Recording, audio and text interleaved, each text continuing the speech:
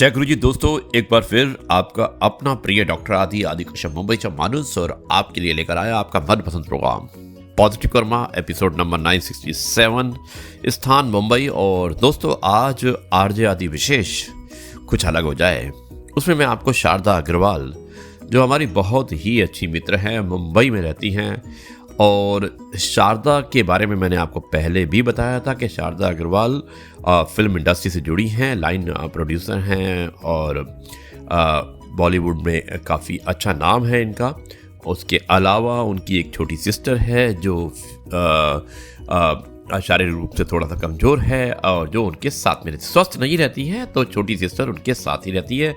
परिवार का कोई सहारा नहीं है, भाई बहन होने के बाद भी उस छोटी सिस्टर को अपने पास नहीं रखते हैं, और इसी कारण से शारदा ने शादी भी नहीं की है, क्योंकि उन्होंने कहा है कि अगर मैं शादी कर लेती हूँ तो मेरी छोटी बहन को कौन देखेगा। शारदा बहुत ही अच्छा आपने काम किया है। ईश्वर आपको मदद करे, आपको हमेशा सहायता करे, और कभी भी हमारी तरफ से या दर्शकों की तरफ से कोई भी आपको सहायता चाहिए तो निश्चित रूप से आप हमें लिख सकती हैं, हमसे बात कर सकती हैं। दोस्तों ज़्यादा समय ना लेते हुए शारदा अग्रवाल द्वारा भेजी हुई एक बहुत ही मार्मिक कहानी है जिसका शीर्षक है बाप और बेटा। मैं वो सुनाना चाहता हूं, लेकिन उससे पहले मैं आपको सुनाना चाहता हूं कुछ ये। गलत व्यक्ति कितना भी मीठा बोले, एक दिन आपके लिए बीमारी बन गए। गलत व्यक्ति कितना भी मीठा बोले, एक दिन आपके लिए बीमारी बन जाएगा, और अच्छा व्यक्ति कितना भी कड़वा बोले, एक दिन औषधि बनकर काम आएगा। दोस्तों जीवन में ऐसे कई लोग होते हैं जिन्हें आप समय के साथ भूल जाते हैं, लेकिन ऐसे कुछ ही लोग होते हैं जिनके साथ आप समय भूल जाते हैं। प्रयास करें उन्हें कभी ना खोएं। हमेशा अच्छे दोस्तों की और अच्छे रिश्तेदारों की आपको आवश्यकता रहती है, हमेशा उन्हें संभाल कर रखिएगा। आरजे आदि कश्यप मुंबईचा माणूस अब बन चुका है डॉक्टर आदि। डॉक्टर आदि की तरफ से ये कहानी बाप और बेटे, भेजने वाली शारदा अग्रवाल। इस कहानी को पूरा सुनिएगा और फिर मुझे बताइएगा कि ये कहानी आपको कैसी लगी। शुरुआत करता हूं इस कहानी की कुछ एक इस प्रकार। शारदा, एक बार फिर से धन्यवाद इतनी सुंदर सी कहानी को भेजने के लिए। शुरुआत करता हूं इसकी इस प्रकार। एक बाप अदालत में दाखिल हुआ ताकि अपने बेटे की शिकायत कोर्ट में कर सके।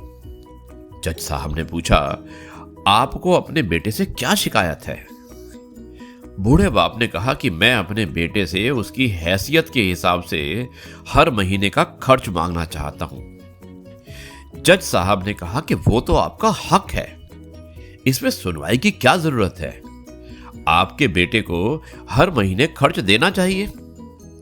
बाप ने कहा कि मेरे पास पैसों की कोई कमी नहीं, लेकिन फिर भी मुझे हर महीना अपने बेटे से खर्चा लेना है, वो चाहे कब का ही क्यों ना हो। जज बड़ा आश्चर्यचकित हुआ। बाप से कहने लगा, आप इतने मालदार हो तो आपको बेटे से क्यों पैसे की और क्या आवश्यकता है? बाप ने अपने बेटे का नाम और पता देते हुए जज से कहा कि आप मेरे बेटे को अदालत में बुलाएंगे तो आपको बहुत कुछ पता चल जाएगा। जब बेटा अदालत आया तो जज साहब ने बेटे से कहा कि भाई, आपके पिताजी आपसे हर महीना खर्चा लेना चाहते हैं, चाहे वो कम क्यों ना हो। बेटा भी जज की बात सुनकर बहुत ही आश्चर्यचकित होकर कहने लगा, मेरे पिताजी तो बहुत अमीर हैं, उनके पास पैसे की भला क्या कमी। जज ने कहा, यह आपके पिता की मांग है और वो अपने में स्वतंत्र हैं। पिता ने जज साहब से कहा कि आप मेरे बेटे से कहिए कि वो मुझे हर महीना 100 रुपये देगा, और वो भी अपने हाथों से, और उस पैसे में बिल्कुल भी देरी नहीं करेगा। फिर जज साहब ने बूढ़े आदमी के बेटे से कहा कि तुम हर महीने 100 रुपया बिना देरी के उनके हाथों में देंगे, ये आपको अदालत हुक्म देती है।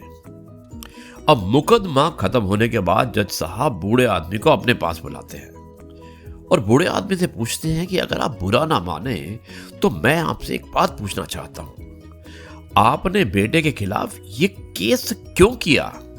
आप तो बहुत अमीर आदमी हैं और ये इतनी छोटी सी कीमत। बूढ़े आदमी ने रोते हुए कहा कि जज साहब, मैं अपने बेटे का चेहरा देखने के लिए तरस गया था। वो अपने कामों में इतना व्यस्त था कि एक जमाना गुजर गया, उससे मिल नहीं सका। ना ही बात हुई, ना आमने न सामने, और ना ही फोन पर। मुझे अपने बेटे से बहुत मोहब्बत है, इसलिए मैंने उस पर यह केस किया था, ताकि हर महीने मैं उससे मिल सकूं और मैं उसको देखकर खुश हो सकूं। ये बातें सुनकर जज की भी आंखों में आंसू आ गए।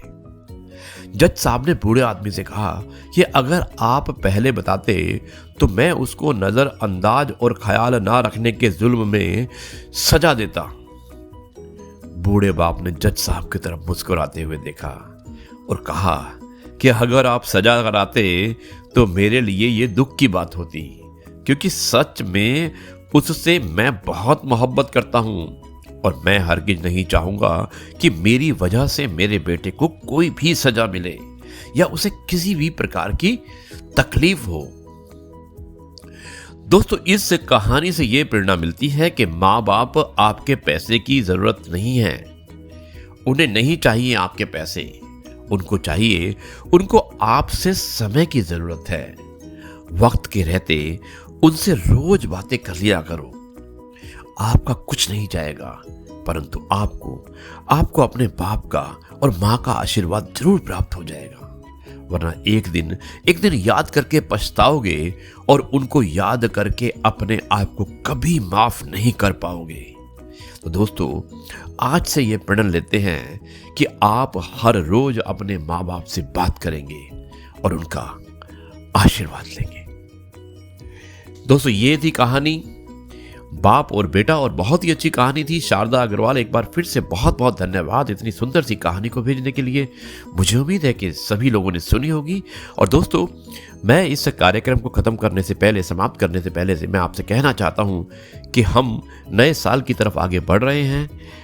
हर इंसान नए साल में कुछ ना कुछ रेजोल्यूशन लेता है, कसम खाता है कि मैं ये करूँगा और ये नहीं करूँगा। आपने भी अवश्य सोचा होगा कि इस नए साल में आप कुछ करने वाले हैं या कुछ नहीं करने वाले हैं।